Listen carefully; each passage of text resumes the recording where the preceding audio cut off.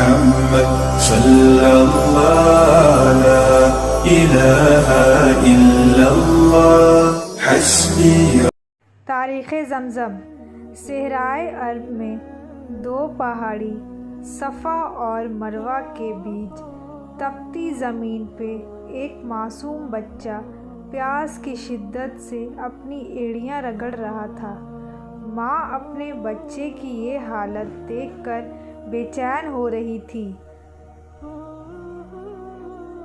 صحرا کی چلچلاتی دھوپ نے ان کو بے بس کر دیا تھا۔ ماں اپنے بیٹے کو روتا بلکتا دیکھ نہ سکی اور پانی کی تلاش میں سامنے کی پہاڑی صفا پر چڑھ گئی، مگر اسے وہاں پانی نہیں ملا، اور وہ پہاڑی سے اتر کر تیزی سے دوسری پہاڑی مروہ پر چڑھ گئی، مگر اسے وہاں بھی پانی نہیں ملا۔ اس طرح وہ پانی کی تلاش میں کبھی صفا پہاڑی پر جاتی اور کبھی مروہ پہاڑی پر۔ اسی درمیان بیچ بیچ میں وہ اپنے معصوم بچے کو بھی دیکھتی رہتی، کہیں کوئی جنگلی جانور اسے نقصان نہ پہنچا دے۔ اسی طرح اس ماں نے پہاڑی کے 7 چکر لگائے۔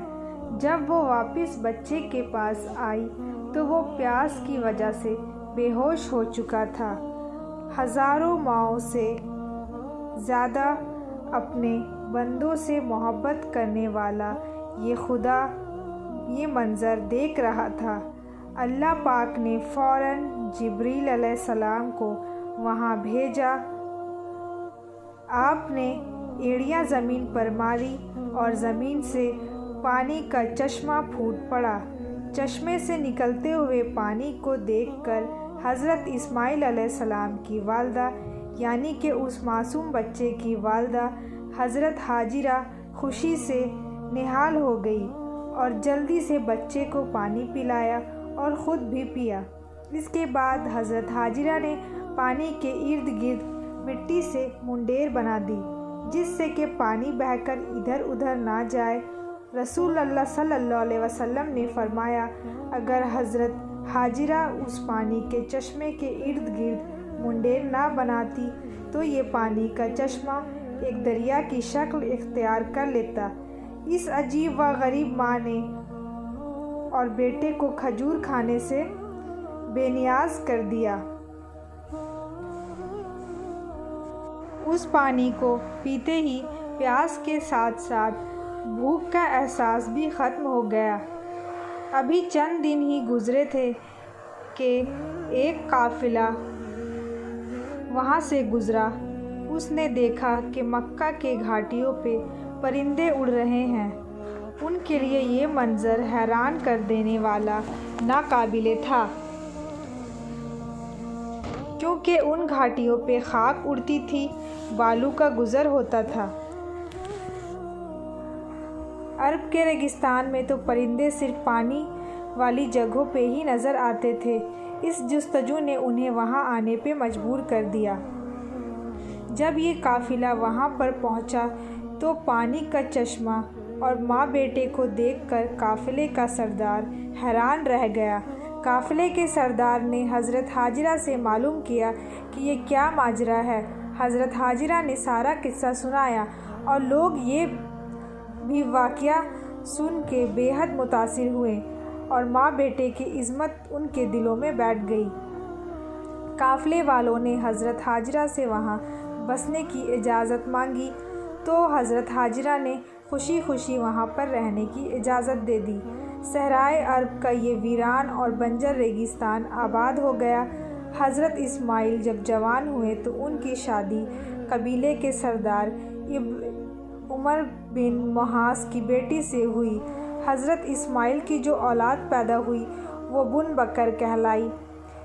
قبیلہ بن جھارم بنو بکر دونوں کئی سالوں تک ساتھ ساتھ رہے، لیکن بعد میں آہستہ آہستہ ان کے بیچ اختلافات پیدا ہو گئے اور یہ اختلافات اس طرح بڑھ گئے کہ بنو بکر قبیلہ نے بنو جھارم قبیلہ کو علاقے سے باہر کر دیا۔ بنو جھارم قبیلے نے علاقہ چھوڑنے سے پہلے خانہ کعبہ کا سارا خزانہ اور وہاں کی قیمتی چیزوں کو کنویں زمزم میں ڈال دیا اور مٹی سے کنویں کو بند کر دیا اور زمین کو ایک سا کر دیا۔ زمزم کے ارد گرد کا علاقہ ایک بار پھر سے ویران ہو گیا۔ حج کے دنوں میں وہ علاقہ آباد ہوتا تھا اور آب زمزم کا قصہ یاد ماضی بن کے رہ گیا۔ کئی سال گزر گئے۔ 6ویں صدی میں خانہ کعبہ کا سردار حضرت عبدالمطلب کو بنایا گیا، جو کہ حضرت محمد صلی اللہ علیہ وسلم کے دادا جان تھے۔ ایک رات حضرت عبدالمطلب کو خواب میں بشارت ہوئی کہ کوئی ان سے کہہ رہا ہے طیبہ کو کھولو۔ عبدالمطلب کو طیبہ کے بارے میں کچھ بھی نہیں معلوم تھا۔ یہ کیا؟ اگلی رات آپ کو پھر خواب آیا اور بشارت ہوئی برزخ کو کھولو، مگر وہ برزخ کو بھی نہیں جانتے تھے۔ تیسری رات خواب میں ان سے کہا گیا کہ مدنوع کو کھولو، لیکن یہ بات بھی ان کی سمجھ میں نہیں آئی۔ چوتھی مرتبہ خواب میں ایک شخص نظر آیا اور وہ کہہ رہا تھا کہ تم زمزم کو کھودو۔ آپ نے پوچھا زمزم کیا ہے اور کہاں پر ہے؟ جواب ملا زمزم وہ جگہ ہے جس کا پانی نہ تو خشک ہوگا اور نہ ہی کبھی ختم ہوگا۔ اس کی نشانی یہ ہے کہ وہاں پر بہت سارے چوٹیوں کے بل ہیں اور وہاں پر ایک کوا زمین کو کریدتا رہتا ہے۔ اگلے دن صبح حضرت عبدالمطلب اپنے بیٹے حارث کو ساتھ لے کر زمزم کی تلاش میں نکل پڑے اور کچھ مشقت کے بعد ان کو وہاں وہ جگہ مل گئی جس کی تلاش میں وہ آئے تھے۔ عبدالمطلب نے اپنے بیٹے کے ساتھ وہ زمین کو کھودنا شروع کر دیا۔ تبھی اہل قریش وہاں آ گئے اور ان کو کھدائی کرنے سے روکنے لگے، لیکن عبدالمطلب نے ان کی ایک بات نہیں مانی اور کھدائی جاری رکھی، اور 3 دن کی کھدائی کے بعد گوہر مقصود نظر آ گیا۔ اس کھدائی میں عبدالمطلب کو بے شمار خزانہ ملا۔ اہل قریش عبدالمطلب کے پاس آئے اور کہنے لگے جو خزانہ آپ کو ملا ہے اس میں ہمارا برابر کا حق ہے، کیونکہ کنویں زمزم کا مالک ہمارے والد ہیں۔ کنویں زمزم کے مالک ہمارے والد حضرت اسماعیل علیہ السلام ہیں، لیکن خزانے میں حصہ دینے سے حضرت عبدالمطلب نے صاف صاف انکار کر دیا، جس سے ماحول بگڑ گیا۔ اہل قریش نے کہا شام میں رہنے والا قبیلہ ہی بنو سعد قبیلہ ہی اس کا صحیح فیصلہ کرے گا۔ اس پیشکش کو عبدالمطلب نے مان لیا۔ اگلی صبح قریش اور عبدالمطلب شام کے لیے روانہ ہو گئے۔ رستہ طویل تھا، جس کی وجہ سے ان کے پاس جتنا بھی پانی تھا وہ ختم ہو گیا۔ پیاس کی وجہ سے سبھی کا بڑا حال برا ہو رہا تھا۔ نوبت یہاں تک آ گئی تھی کہ لوگوں نے زمین کو کھودنا شروع کر دیا۔ عبدالمطلب نے یہ مشورہ دیا کہ اس طرح بیٹھ کر موت کا انتظار کرنے سے بہتر ہے کہ سفر جاری رکھے تاکہ کوئی بستی نظر آ جائے۔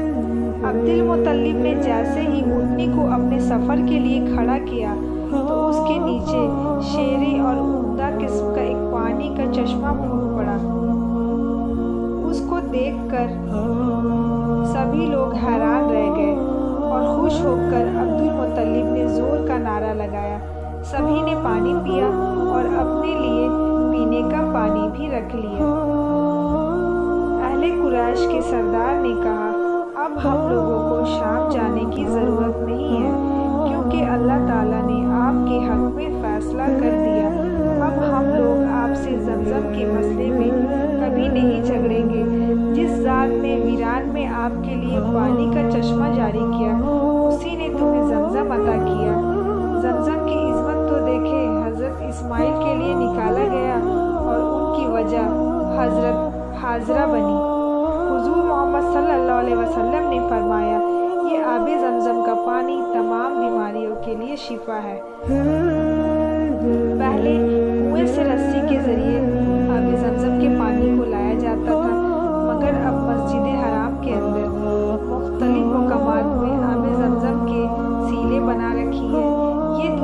واحد پانی ہے جسے پیتے ہی وقت جو بھی دعا مانگو اللہ تبارک تعالیٰ اسے قبول فرماتے ہیں۔ آمین۔